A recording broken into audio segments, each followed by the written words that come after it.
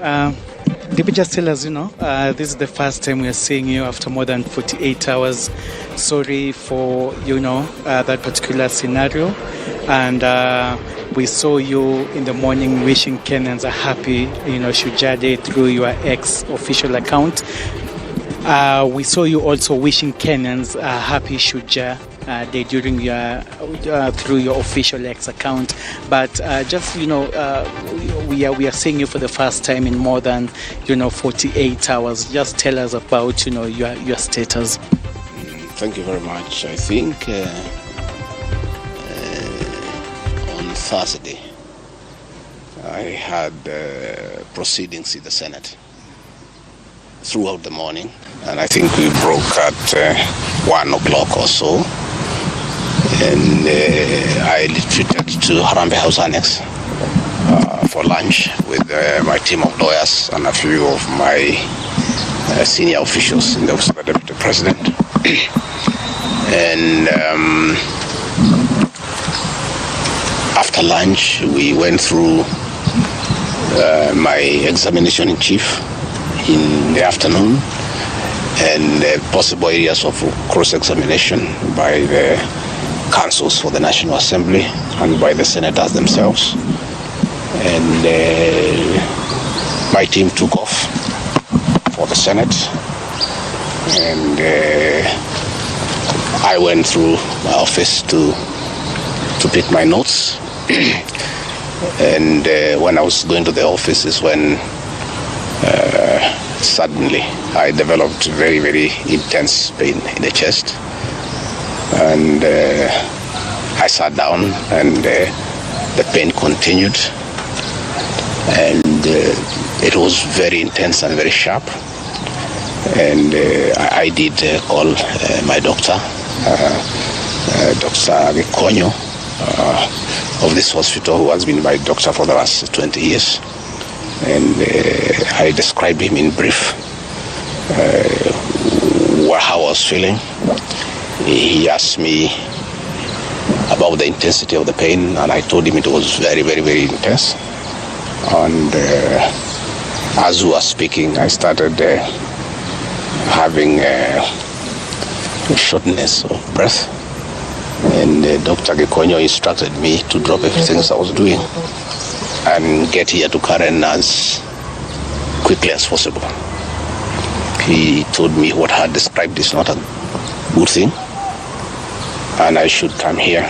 And I went down through the lift to my car, and instructed my people to very speedily bring me here. And by the time I was getting here, I was under a lot of pain and shortness of breath. And I found Dr. Gachagua and his team of paramedics were waiting for me, and quickly examined me. And he quickly made a decision that I must be admitted immediately for observation and possible treatment. And in fact, after I stabilized, he did tell me that had I been late for another 20 minutes, we'll be telling a different story today. He didn't want to thank Dr. Gachagua and his team of doctors and paramedics and the nurses. They have really taken very good care of me. And he would have wanted me to stay a bit longer for further observation. But I've requested that he allows me to go home, and he thinks I'm quite stable to go home where he can look after me when from home.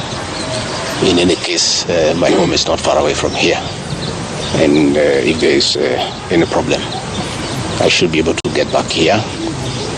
But as we speak, I'm okay, a little bit weak, but I feel better. The pain, the intense pain has gone away. What is there is very little pain. It is manageable for a man. A man must be able to withstand some of these small things. But in his assessment, I'm out of danger. But when I came in, it was very, very, very severe. And I want to thank the people of Kenya for their prayers. And I'm sorry, many came to see me. I was not able to see them. The doctor could not allow them because I needed a lot of rest. And I was at a very serious observation by a team of doctors and nurses. And therefore, I was not able to receive visitors. And I want to thank those who took their time to come and visit me. Millions of Kenyans who have been praying for me for my quick recovery. I really want to thank them and to say that I will remain forever indebted to them for their concern, for their love, and for wishing me quick recovery. The unfortunate turn of events there during that particular time. Even as you were receiving treatment, a lot was going on in terms of Senate proceedings, the outcome of that. There's also a very active, legal proceedings on the same, resuming on Tuesday. In the wake of all this, even as the doctor has recommended that, you have a sufficient rest, at home, but maybe just tell us, will we be seeing you active? Will you respond to all these issues that are going? We're talking about a parliamentary outcome, also talking about a legal process which is so intense that has even involved a 3-judge bench. What will be your reaction towards all this? I think for now, my life comes first, my health comes first. It's unfortunate that when I was here in hospital, my brother and friend, President William Ruto, ordered for the withdrawal of my security from the hospital here. I've been here alone without a single officer looking after me. He ordered the withdrawal of security guards in my rural home in Nyeri, in my private home here in Karen, and all officers who are close to me were disarmed and given warning that they should not be anywhere near me. I didn't know President William Ruto can be that vicious. I am shocked by how vicious a man I helped to be president, a man that I believed in, a man that I was persecuted when supporting him, could be so vicious against me when I'm literally fighting for my life in hospital. How cruel can a man be? As we speak today, the Deputy President of the Republic of Kenya, Gachagua, has no single security officer around him. She's alone. And I am aware that a judge seated in Kirogoya, another one seated in Midimani, gave conservatory orders staying the proceedings of the Senate, which effectively means I'm Deputy President. But the President, in total violation of the court orders, viciously,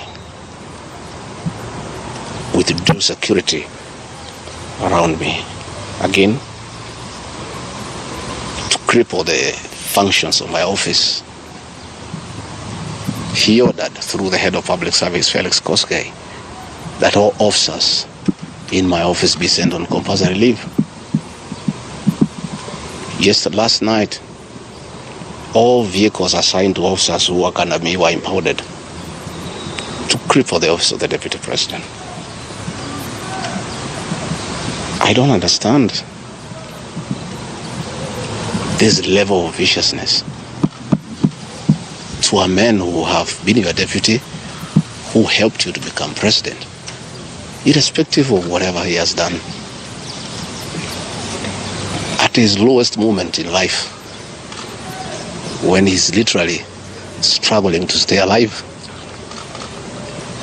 you unleash such viciousness against him. I bear no grudge against anybody, but I had not seen that in President William Ruto. The man I'm seeing is not the one that I thought that I knew. I know there was concerted effort that I should not go to Kwale for the celebration. Wilson Airport were told that I should not go through Wilson Airport. All owners of helicopters were told that I should not be allowed to use any of them to go to Kwale. I don't understand. But as I say, I want the people of Kenya to know that as I go home today, I have no security. And it's good that they know. And if anything happens to me or my family, President William Ruto must be held to account. We've made many mistakes in life.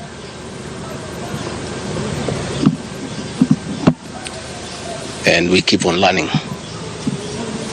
I trusted President William Ruto.